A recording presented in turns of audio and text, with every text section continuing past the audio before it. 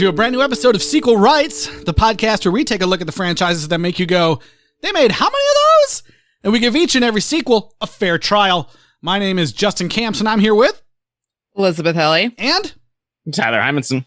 Ooh, we have a doozy of an episode for you guys today. Speaking of they made how many of those? Did you know they made a second Splash movie?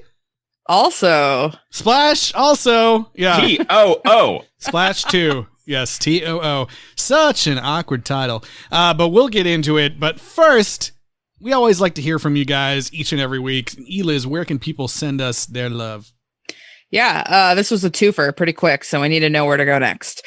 Send us your suggestions to sequelrights@gmail.com or reach out to us on Twitter, Instagram, Facebook, and YouTube at Sequel Rights. Wow, I forgot the list of social medias for a second there. And please rate and review us on Apple Podcasts. We really appreciate it, or wherever you listen to your podcasts. It goes a long way. Thanks. Well, I don't know if you guys are ready for this movie we're about to talk about. We had to hunt it down. This one needed to be hunted down and found by suspicious means because it is hard to watch for multiple reasons. And here we go. Yep. Once there was a man, and he fell in love with a mermaid. He left his home, he left his brother, and he left his business to live happily ever after. But after a while, he sat on a rock. There's an ocean of love beyond the shore, beneath the wind, beneath the waves, where we can dream our days away and swim with the fishes to the coral caves. Okay, you guys, you might be thinking, that did not really sound like a trailer. What was that? Well, you know what? That was the very start of the movie. And I thought, we could explain the ridiculousness of this start of the film, but I thought it would be better if everyone just heard it. I don't remember that at all. I only remember the 80s song. What? You I don't remember you didn't see the storybook opening? Yeah. Oh, yeah, I did. I had issues watching this on that incredibly reputable website. But yes, I do remember the storybook. Yes. There weren't that many. This was a TV movie for those of you who did not know about Splash 2. There weren't really any good trailers. There were a couple TV spots, and I did pull those as well because I think they're kind of funny sounding. And I'll play those for you quick if you want to hear them. Yeah. Here's the first one. On the next Disney Sunday movie. Herb? Yes, the world's most extraordinary couple has moved to the suburbs. Do you like fish? Oh, yes, except for sailfish. I've never seen a more stuck-up fish. The romance continues with an all-new Splash 2 Sunday. Okay, that one was fairly normal. They choose some pretty random things to clips from the movie, but this is my favorite, the second one. This is so the movie was shown in two parts for whatever reason, so I think you got one Sunday, it was part one, and I'm not sure exactly where they cut it, but then part two happens the next weekend. On the next Disney Sunday movie. He wants to cut open his brain. Fetch my dart, Judge. The conclusion of Splash 2. That'll be quite enough, my dear. Continues with an all-new Splash 2 Sunday. Yeah. You want to cut open his brain? What is going? If you hadn't seen the movie, you'd be like, huh? Yeah, it aired in two parts, which on the one we watched, I found it impossible to tell where the break even was. Yeah, I don't know either. I couldn't figure it out. But there were a couple of commercial breaks. It was so thrilling. If you'd have to be on the edge of your seat having to wait for that second part. Yeah. Also, I couldn't pause it. Speaking of reputable, I should disclose that I'm employed by the Walt Disney Company. And my opinions do not represent anything. Even myself. That's right. But yeah, this was Wonderful World of Disney in two parts, but many, many years before the Love Bug movie that we watched. Mm-hmm. Yep. And many years before they obviously put a lot more quality into it, like, Brandy Cinderella or some of these later ones that everybody loves. But yeah. Yikes. Yeah. So I feel like this movie, I was not expecting it to fully continue on and be like an actual continuity sequel. Nope. Because, like, who wants to know what Tom Hanks is up to? That's the thing of this. Is just like, okay, yeah, we can totally like most movies as the sequels, they will replace the characters or recast them, and it's usually egregious. I think that this is potentially the most egregious because it turns out Tom Hanks and John Candy leave some large shoes to fill. Yeah. And Daryl Hannah, for that matter. Yes. It's everybody's gone. It's interesting because it's a very there's one returning cast member. Mm-hmm. Yes, there's a very weird time in like sequel, history, because like they haven't gotten to the point yet where they're like where they anthologize everything, so their only option is like, we got to bring everybody back, and they're like, well, that's definitely not going to happen for this movie, and so they're like, all right, everyone's recast. Like the Lego sequel is not a thing yet, so it's kind of a I it was funny, like I was trying to think like, man, what other like sequels have just been like, let's just completely recast everyone and not have it be some sort of thing where it's like, oh, it's like the same characters but totally different story. Like I found a list on Den of Geek written by Simon Brew that was like hit movie franchises that recast all the main roles at once. Well, and they list stuff like X-Men, which I don't like agree with. We'll definitely get to our star Amy Yazbek here, but she was also a part of the Problem Child series, which we went over way back when at the beginning of our podcast. But Problem Child 3 did do this. They axed everybody and had all new people except for Gilbert Gottfried and the old guy, the grandpa. But Amy Yazbek famously, for us anyways, played the evil lady in the first Problem Child and then the nice lady in the second Problem Child. And it's so funny. Like I almost feel like someone from Sequel Rights went on their Amy Yazbek's Wikipedia page to like change her, little bio, because it says that she is best known for her role as Casey Chappell Davenport on the sitcom Wings from 1994 to 1997, and for having played the mermaid Madison in the television film Splash 2 in 1998. That's what she's most known for? And I was like, like no way that's what she's most known for. The two Problem Childs being married to John Ritter and like carrying on his legacy with the charity and and I always think of her in like Robin Hood Men in Tights as Maid Marian. Yeah. We have two Robin Hood Men in Tights alumnus in this movie. Yeah. So I was just like, that's weird. I don't know why they would say that. She probably doesn't want to be known for this movie, but it wasn't me. I was not playing Wikipedia games. I don't even barely know how to update it.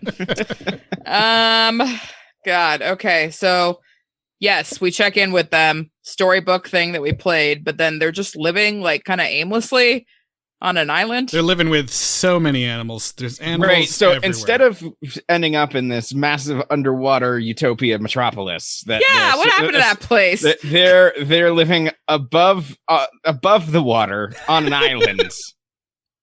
Yeah, with a tortoise. She never really gets a chance to like live again as a mermaid. She still has to live on land with this dude who apparently refuses to get a tail. Although I don't know if he can get a tail. We haven't really, that hasn't been described, but like I don't think I've ever seen a sequel or a movie that just completely undoes everything so quickly. Immediately. Like in the first 5 minutes, they're just like, we can go back if we want to, I guess. I don't know. Yeah, it's been long enough. And the whole point was that he didn't really care that much about any of those things, like the material possessions of the human world, as much as he cared about her. And his brother was an asshole. I don't even think they've been gone for that long, right? What does he say? So the description says it's 4 years after the original movie. Oh, okay. I thought it was like a couple months, but anyways, he's like, "Yeah, I miss my brother now. I miss my business." And like, okay, if you miss your brother, yes, but there was no indication that he was going to miss the business when he jumped into the water. Like he mentioned his brother, and she was like, "No, you can't see him again." And he was like, well. But that was the only like qualm he had. Yeah, I mean, if you the first Splash movie we get, the high fantasy stuff, you have Tom Hanks, you have John Candy, everything's running around. There's a dinner with the president. And as you're going through all the elements that made that movie successful, you're like, you know what I wish we got more of? this grocery business that he was running. Yeah. Let's bring that back and put it front and center. Alan, I know we've been living on this island now for 4 years, but you probably like miss your family and everything. But hey, guess what? I just happen to remember that I have this magic power where I can spin my finger in the water and you can look at them anytime you want. That's not even what she said. She was like, I had it and then I lost it. Yeah. But now I have it again. Yeah. It was like, Specifically says that. Yeah. It's like, okay. yeah. It's like the Beast's magic mirror or whatever, but it's like in any body of water, including like a pot or a sink. Yeah. And I just love that whole like checking in on his brother leads to this like, oh my God, yeah, we got to go back and save the produce factory. Woo! And she's like, if it means that much to you, let's go. You're like, what? I was like, this movie's going to be about them saving the produce distribution? Well, no, what the movie is actually about is that they go home, and this was after Tom Hanks starred in The Money Pit. And so they go, okay, well, if we're getting a guy who's going to act like Tom Hanks and ostensibly be our Tom Hanks, and that movie was a hit, let's put him in a version of The Money Pit where they have to make up a house. Yeah. Like, let's do that. Like, it was such a weird meta thing. I was like, why are they doing this? Why is this happening? Yeah. I was thinking during the movie too, like, the film's title is so awkward. Like it would have made more sense if it was like Splash and Marriage Simulator 2. Yeah. Cause it's like the whole thing ends up being like, oh gosh, being married is hard. And being a human sucks, I think. Yeah. Well, and I mean, we'll talk about it more, but what I came away with was that this really like weirdly felt like a backdoor pilot to me. Yeah. Like it was going to set up the Splash TV sitcom with the wacky neighbor and you gotta, cover her butt in the restaurant and, like all these like silly things and just, but yeah. Ugh. Yeah. Yeah. Yeah, it's there's lots of bad stuff in this movie. Well, and I guess back then they, it didn't occur to them that physical media and streaming and all these things were going to be a thing. So they were like, let's just put whatever music we want in this because it's only going to show on TV one time or whatever. Yeah. So they use like the literal original Snow White. Adriana Caselotti, Whistle While You Work over the thing. And we know that, if there's one thing we know about Alan Bauer is that he likes really old Disney songs. Yeah. So I wasn't surprised that he would think of Whistle While You Work. I was surprised that it was the actual recording. I know, not just him singing again. When this moment happened, I was like, does this count as a callback? Like, I guess? Kind of. It's weird. Very weird. And yeah, I mean, that's got to be one of the big reasons that it's not anywhere other than that it's awful. But I think, I don't know. So what's this other song, Justin? Because I didn't look it up. I didn't look it up either. The opening song, which is just like this weird. Which plays like multiple times throughout the movie. They go back to it. Yeah, it's so weird. It's just like this. I don't know what they were trying to do with this song. It's very strange. You'll hear it. Yeah. Oh, you're talking about the "We've Got Love" song. Yeah. Oh, okay, I thought you were talking about the opening. Oh yeah, it's called "We've Got Love," and it's an amazing duet. That's supposed to recall the voices of Amy Yazbek and not Tom Hanks singing together about their love. It's not actually them singing, but it's clearly supposed to be like, "We've got love and something and yeah." We just did the amazing sequel Grammys songs or whatever you want to call it. And I feel like maybe this could have been a contender in there. Because it's pretty bad. It's certainly no Banana Manana. I'll tell you that. No. But it's certainly no Banana Manana. Yeah. Oh man. Okay. So it's just a cheesy you mentioned the thing about this being a backdoor pilot, and it has the sound of like, this is the theme song for the TV show. Yeah. Yeah. The when the credits roll, there's a very cheesy montage to that song again with moments from the movie that really feels like a credit sequence because it's like, here's all the things we've seen them do throughout the movie to this song. And I'm like, oh my God, all it needs is like the names at the bottom. Like, yeah. We've got love and Splash 2. Yeah. So Freddie, the brother, has not stopped trying to use the existence of his brother in order to get more business deals, even though his brother lives in the ocean. That's correct. That's about right. Yeah. So we have to talk about this moment because I know you noticed it. I noticed it. We all noticed it.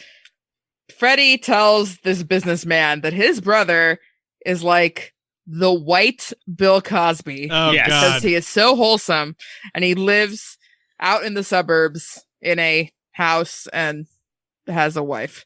Yep. Yeah. Yeah. It's not the best.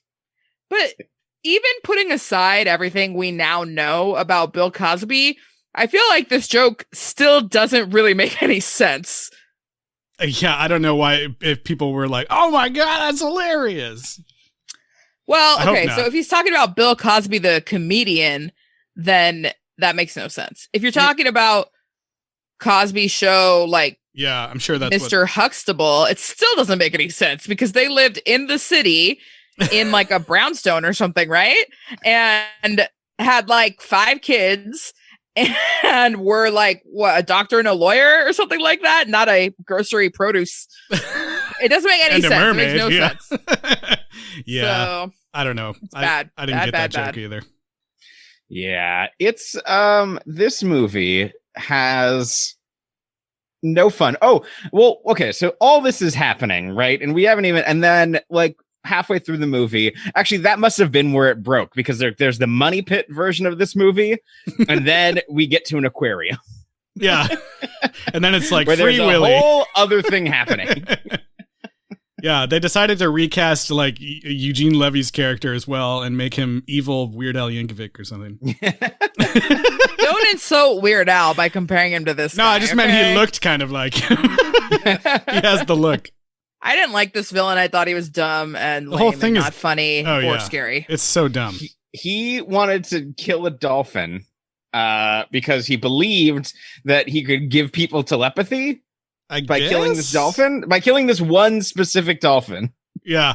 Whose name is Salty. Of Salty course. the dolphin, which is such a dumb name. Hashtag free salty. as Justin Free said. Salty, yeah. Oh, man. Yeah, I don't really... That was... Yeah, I don't know. They tried to like pull back in like the big, you know how we talked about last week, how it came to this big like kind of like action movie chase ending in Splash, and they tried to pull that in for this as well, but you know the budget isn't there, and also it's just like goofy. It's more Oh, goofy. they had to Yeah, give him a instead- nerd hat. Instead, they just drove trucks backstage at Epcot and filmed it Yeah, and made it look like a car chase. Which apparently this is the first movie that was shot at the Disney MGM studios. Yeah, at MGM, now Disney Hollywood Studios. It's funny because the aquarium, the Living Seas of New Jersey or whatever they call it, the aquarium at Epcot is called the Living Seas. And so when they showed the outside and then when they went, I was like, I'm pretty sure that this is like actually Epcot, even though I never went there when it was like this. I've only been there since they rethemed it to Finding Nemo.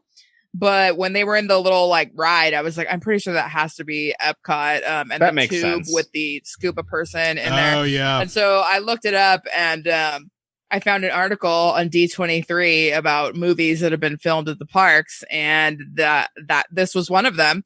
And it did say it was the first one filmed at MGM/Hollywood Studios. And there's a quote from, I think, a production designer or someone that was interviewed for the article saying like, yeah, they used the Living Seas as an aquarium in the movie for this big gala. And you can't tell. It's not like there's no Disney stuff at all. You can't even tell it's Epcot. Only a true Disney file would be able to notice this is Epcot. And I was like, that's right. There you go. I haven't even been there in the 80s, and yet I still recognized it. Amazing. Yeah, this movie came out Was it the same year as Bill and Ted, or it's maybe it was the year 1988, before? so it's 1 year But before. this movie feels like it came out 10 years before that movie. This movie feels like it was made in 1974. Yeah, that aquarium is also famous for being where Corey tries to interrupt a date that Topanga is having with another guy on their trip to Walt Disney World. And he goes in there and he has like a sign trying to get her attention when he's in the scuba tank. The other thing we learn about this aquarium is that it has the worst security of all time. There's people sneaking into the like backstage pools every 5 seconds, it seems like. Yep, you can just jump up on the I don't know what you call it over an aquarium, the catwalk platform where you greet the dolphins. There was that one time where she's like, I need an outfit, or I need like a security costume. And then like there's 4 other times where they just walk in and no one says anything. So I'm like, okay, did you need that? I don't know. Yeah. Were you wanting to see more of like, oh shoot, I got water on myself and now I'm a mermaid again? Jokes. That confusing rule from the first movie? Okay, let's bring it back.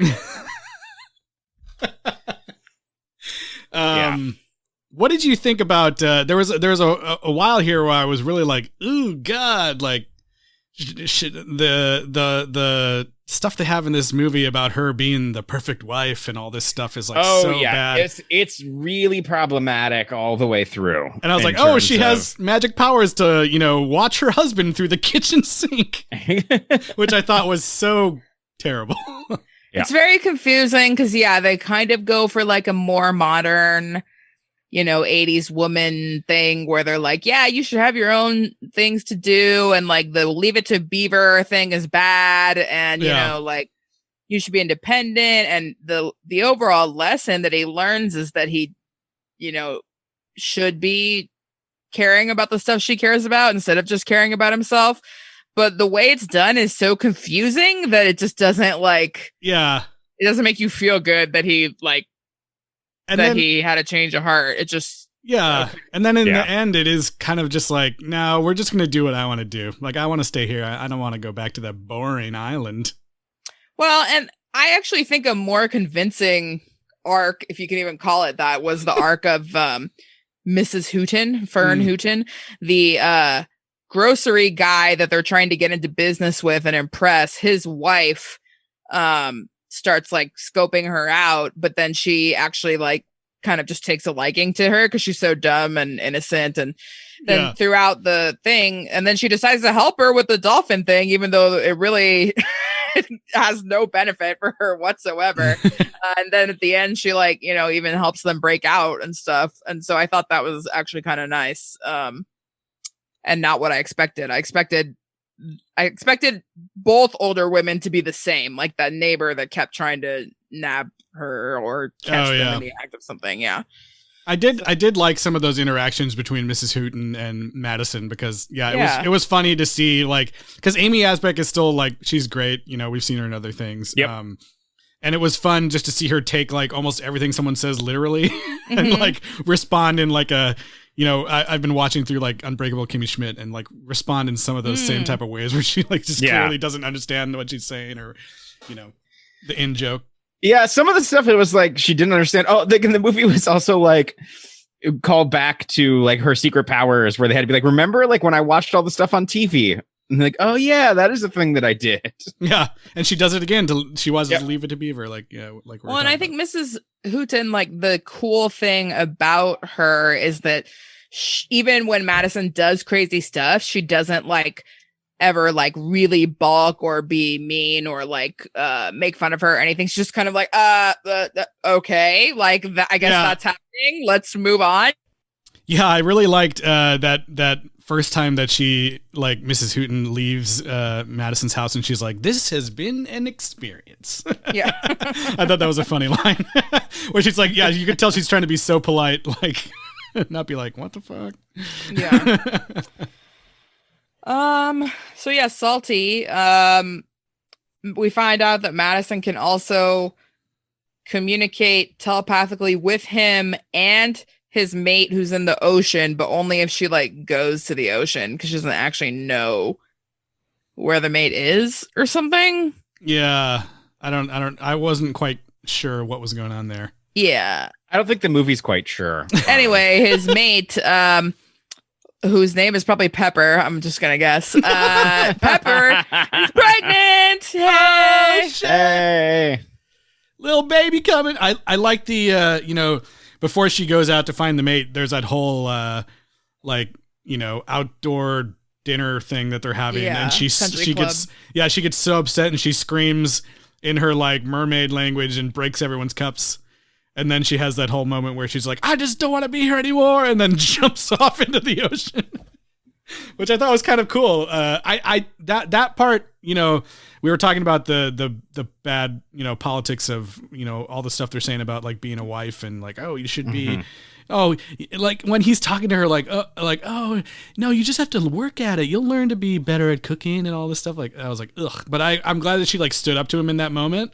And that kind of made me, have better feelings about her character in this movie. Yeah, and where I the movie was that going. Fight, that serious talk that they had was actually like pretty well acted by her, especially. Yeah.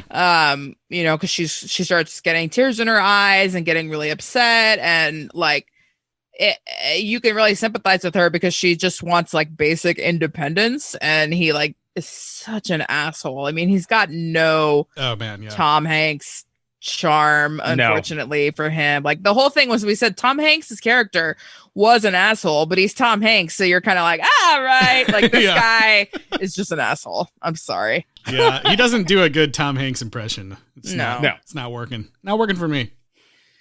Sorry, guy. Whatever your name is. Sorry, guy. Todd Waring. Yeah. I mean, he went on to be in lots of things. I'm sure he's a very nice person and good actor. Yeah. And again, he's been given an impossible task here. Like, just be, like no one can replace these people. The guy who plays the brother is fine, I guess. I saw he went on to play Santa Claus in an episode of Days of Our Lives or something. And Always Sunny. Yeah.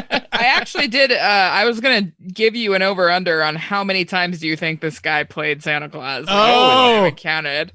I'm going to go over 10. Okay, so wait. So Sorry.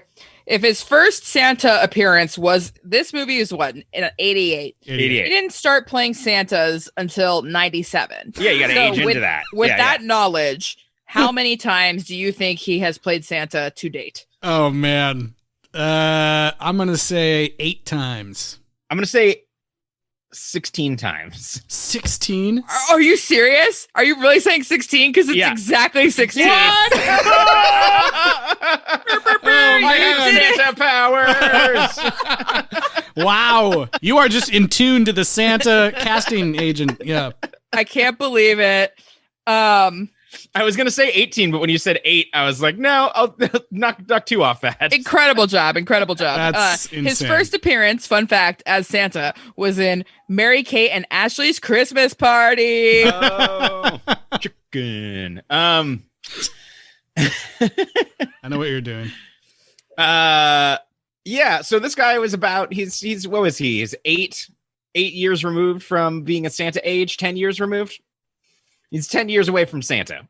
The thing I got the most joy from watching this movie is all the fake dolphins that they use. Oh, God.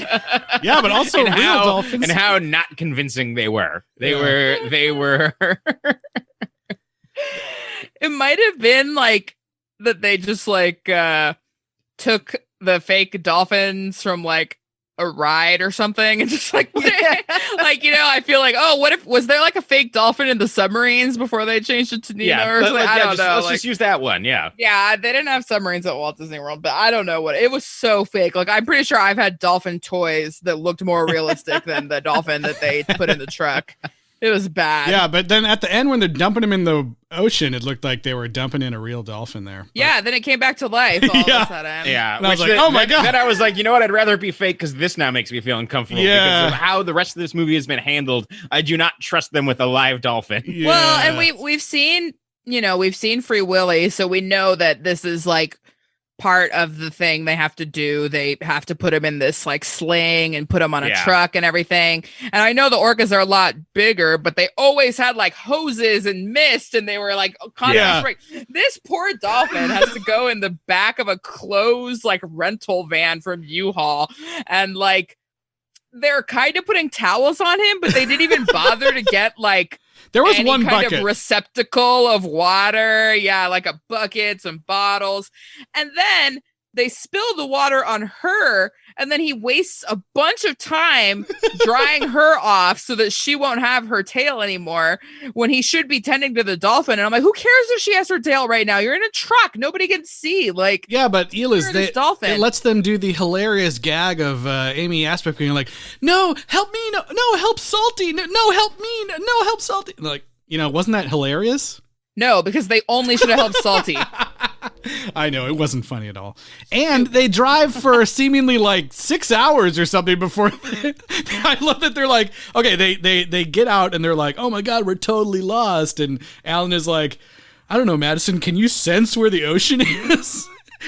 You've been hiding secret powers this whole time. Why not? You must be able to sense the ocean, right? I mean, I also can sense where the ocean is. It's called having a general sense of direction for the state that you live in. And like, I'm not that familiar with the East Coast, but if you have lived in New York and New Jersey your whole life, and they started in New Jersey, wouldn't you know where the ocean is? It can't possibly be that far from that aquarium, right? Yeah, they're also clearly really close to it. Like, she jumped in from that country club. Like, I'm sure they know where the ocean is. Just drive to the country club. Yeah. Instead, they drive all night, and then like, the next scene, it's like, wow, it's dawn, and we still have the dolphin. I thought for sure, like, that dolphin's dead, man. I don't know. They're not going to keep it alive in that truck for 6 hours. No, like, they had to be, like, adjacent. Like, it had to be, like, across the street from the water, from the ocean. Yeah. And they drove the totally wrong way. Just you mentioning the East Coast and everything else reminded me of the moment when they decide to go back to the mainland and they're swimming. And there's a point where he kisses a rusty license. What was that about? I was wondering that same thing. No, I think it was just supposed to be like a New York. I think it was supposed to be a joke, and that like the water's off New Jersey or like or not clean or something. I was like, and he's like New York City, like mwah, trash. I know. I was like, are we supposed to be like, oh yes, this is the car I crashed in the first movie? That never happened. So I was like, what? Yeah, I had no idea what that was about. I thought maybe you guys would know. And no, it was just I think it was just weird. I think it was just a joke. I think it was they thought that was funny. It was awkward, not insane. Yeah, and I felt like, oh God, I can't imagine the director being like, yeah, and oh no, while you guys are swimming, why don't you just like swim up to this thing and kiss it? It'll be really funny. People will think it's cute. We got you underwater. Let's film it. Did you read in the Wikipedia that Amy Aspect, she had to be underwater an hour at a time, like in that suit and everything? That's crazy. Crazy. And it looks so much worse than the original one too. Yeah. It looks so much more fake. Yeah. I don't know. It didn't look good. Well, yeah, and we already talked about the Bill Cosby thing, but one thing in the first movie is that everybody was white. There were no like black people or any ethnic people really whatsoever. This one is the same, except we get these like kind of strange jokes, like the Bill Cosby joke, and then later we get a joke about Oprah where Freddie is kind of like, what? I can watch Oprah, like she's a woman, isn't she? And I'm like, what? Like I get that he's trying to say that he'll watch any TV show that has women on it because he's a Lothario. Yeah. But if you're talking about Oprah and there's no other black, it just sounds really wrong and inappropriate and not cool. And then there is one black actor who plays the security guard. I did see a black couple at the country club. Okay. Yeah. Well, that's in it. But that's not really that. Yeah. I just kind of was like, oh, they probably put them there just to make it look good. Yeah. I don't know. It's crazy. Oh, God. Yeah. So, yeah, other actor stuff. So you talked about one person that comes back from the original movie. Yes, indeed. the one joke that we just couldn't get enough of. We had to bring her back. Yeah. So funny. So funny. The secretary that had been at the company forever is struck by lightning. Mrs. Struck by lightning. Yep, that they made fun of her. She's back and is the same actress, and it's confusing. And she's back to do more of the same shtick that was not funny in the first. She didn't even notice that all the actors changed. Yeah. And the character Mrs. Stimler is played by Dodie Goodman. And a fun sequel fact about her is that she's also one of the only actors that comes back to Grease 2 from Grease. Oh, that's amazing. Another twofer for us at some point. Yeah, someday. Can't wait.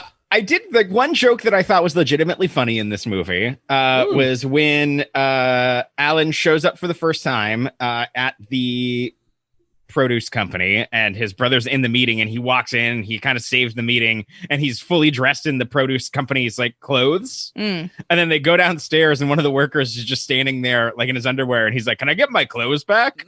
Because apparently he came straight from the ocean and asked the guy to like the Terminator, like, "Give me your clothes." Yeah. Also, that guy who had no clothes was Joey Travolta. So that's another Grease connection. Oh. That's so funny. Like actual relation to John Travolta? Yes, yeah, it's his brother.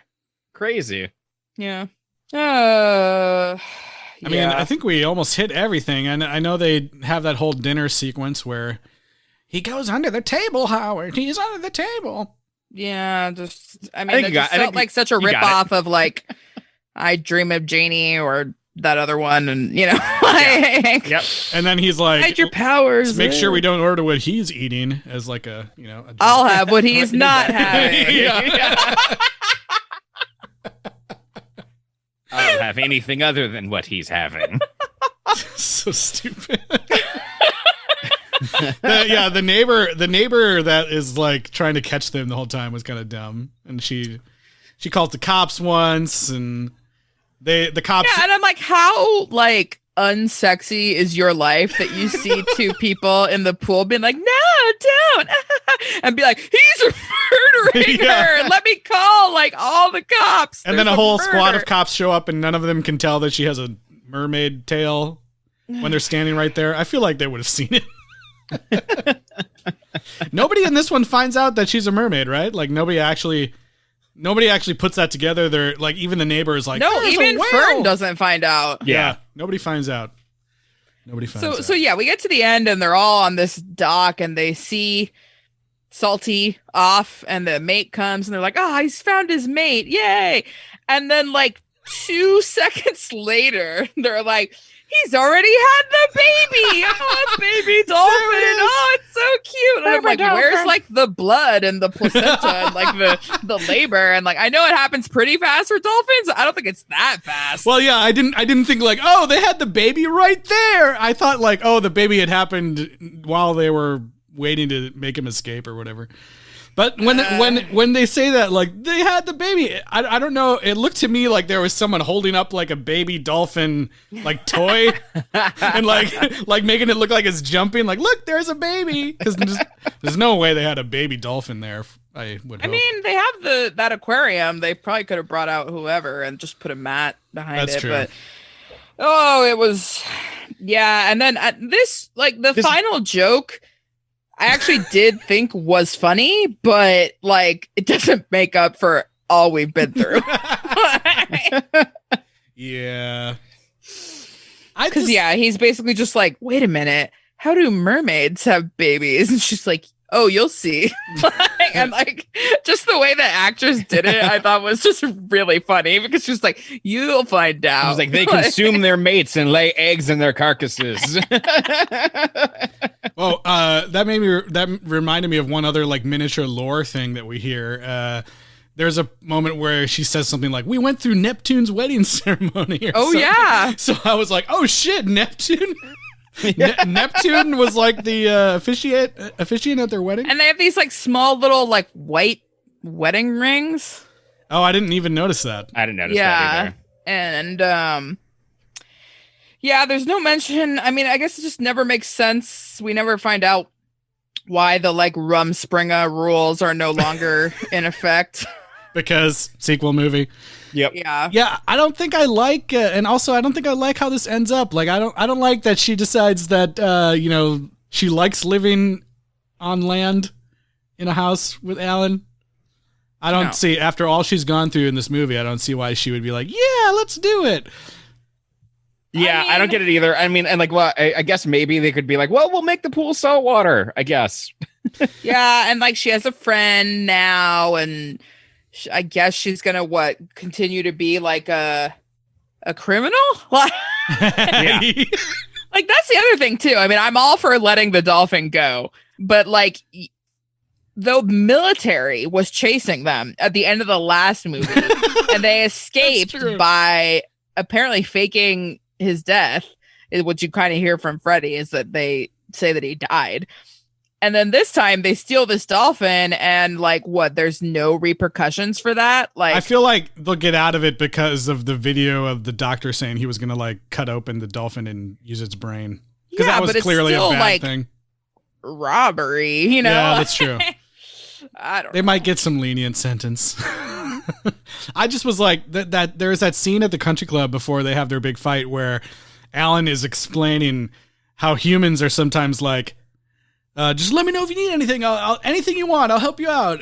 But they don't really mean it. And like her hearing that and him trying to explain that, I was just like, oh my God, like people are so off. I agree with her. Like, I don't think I like people. Like, that's a terrible thing that people do. His explain be like, oh yeah, if someone asks like, hey man, how you doing? And I just, had a bad day, and then I'm not going to say that.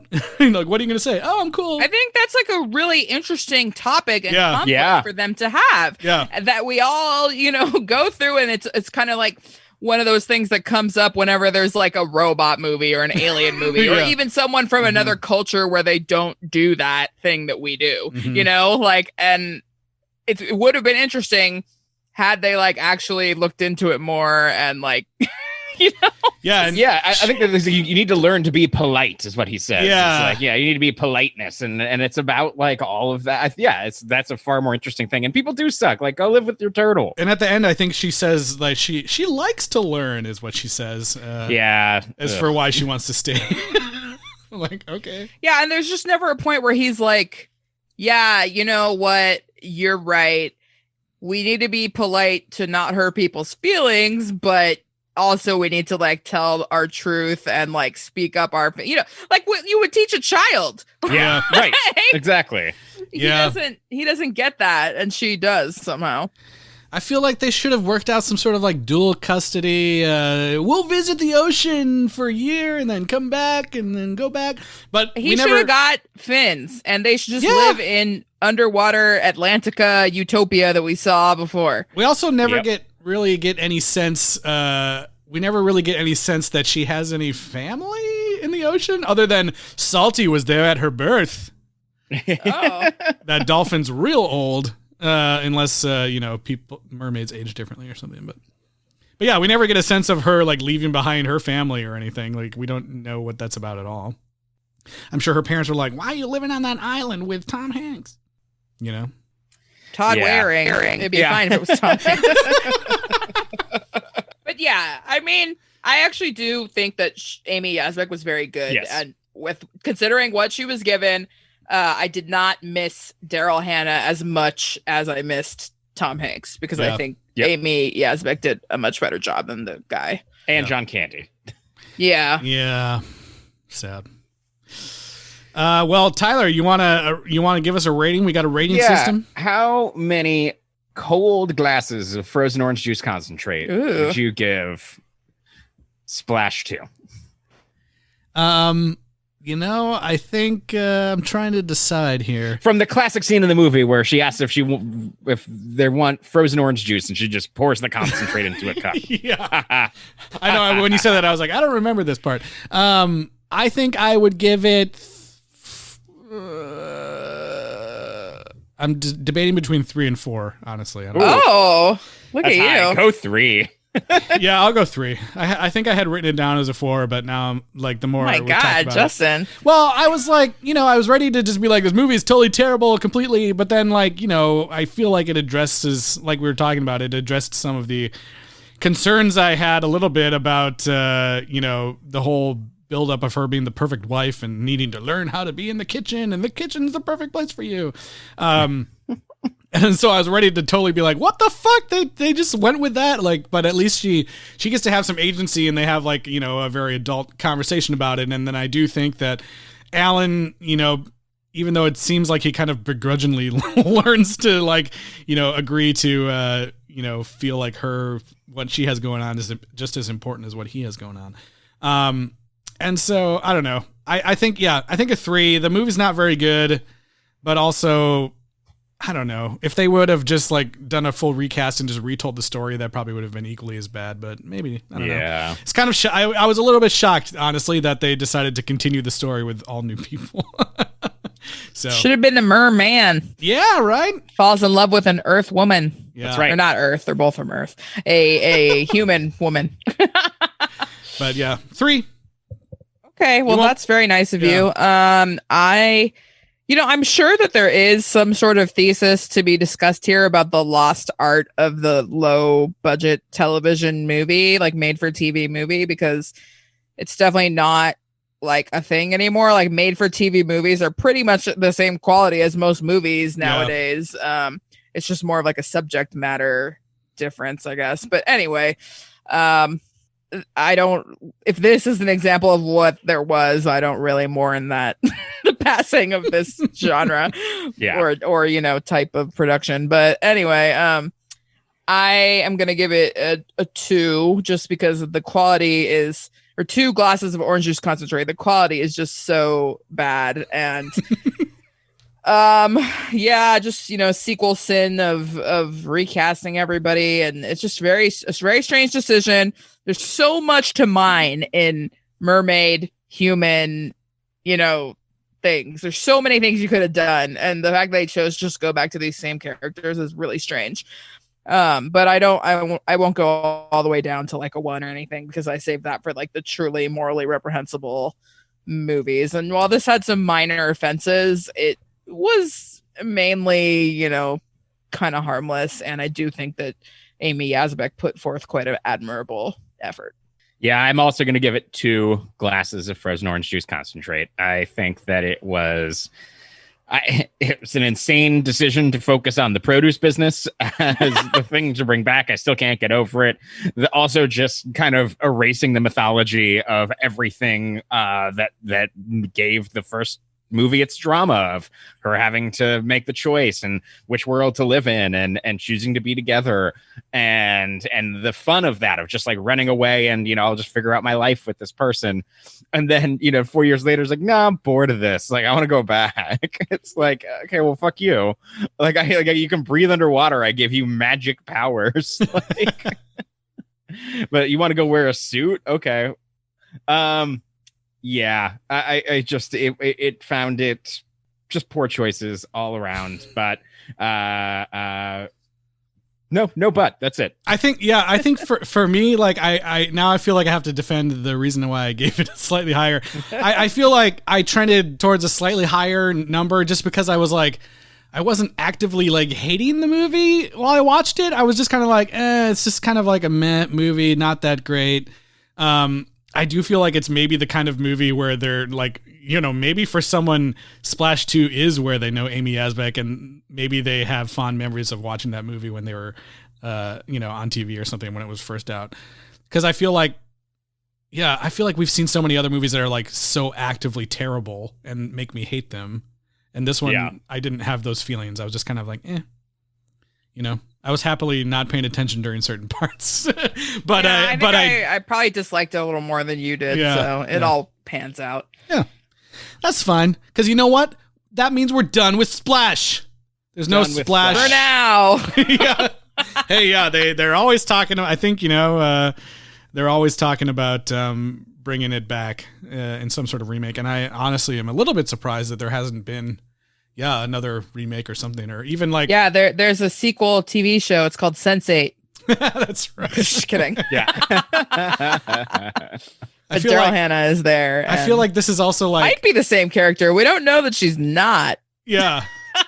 Also, I'm like, there's not really any songs in the first movie, but I feel like this movie has the potential to be turned into a musical for some reason. Like I get that feeling. Well, like, no, it's called The Lure, and just watch it. Yeah. That's true. You should watch that movie. I love that movie. About that. Yeah, it's so good. But I was talking about like a Broadway musical or something. I'm surprised it hasn't. That's a deep cut. Surprised it hasn't been optioned for something like that. The Lure. Yeah, go watch The Lure instead of this. Very good. Yeah. Don't watch it with your parents, but watch it. Yeah. Yeah. Well, I mean, that's going to bring us to the end of Splash. No more Splash. No more Splash. Splashes. Splash also. Splash. Dried up. Right. So are we going to announce what we got coming up next week for our dedicated listeners? Let me first say that you should email us sequelrights@gmail.com and find us on Twitter, Instagram, Facebook, and YouTube. Did it that time at Sequel Rights. Please rate and review us on Apple Podcasts. 5 stars goes a long way. Thanks. And you know what, you guys? The other day I ordered a pumpkin spice latte. We're getting right into the fall times, October coming up here, getting into the spooky Halloween season. So you know what that means here on Sequel Rights? We got to get into some horror. We get into horror throughout the year, but we definitely have to do it now. And up next, we're going to be talking about the 5 film Phantasm series from Don Coscarelli. I am excited to talk about these movies. It's going to be really fun. I've only seen the first one, so we're in for the ride for the rest of them. Yes. I'm going in blind. I know nothing. Oh, man. Well, hopefully the sphere doesn't get you. Anyways, we'll see you guys next week when we kick off our series on Phantasm.